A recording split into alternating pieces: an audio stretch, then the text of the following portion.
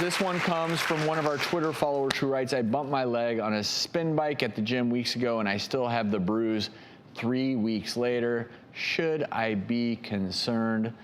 Docs, you two deal with bruises a lot, right? Yes. What is a bruise? Is just bleeding into the tissue and it's old blood that hasn't been removed by our body. Mm-hmm. Yeah, it's those blood cells that have leaked out of injured blood vessels and just are hanging out in the skin.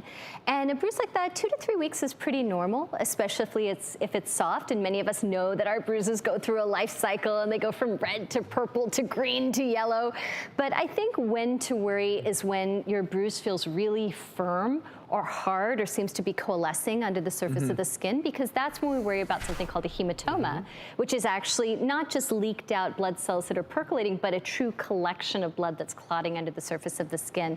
And so in that situation, it sometimes will need to be drained out in order to resolve properly, or it's a very slow process that can give rise to infection. In this case, this person knew exactly why they have the bruise. If you have multiple bruises and you don't know what's causing it, then that's a whole different scenario that's probably a telltale sign of something else that's going on inside you. For this gentleman, he should have applied ice immediately, and then down the line, things like cryotherapy. We know that hyperbaric oxygen helps. Down the line, heat may help.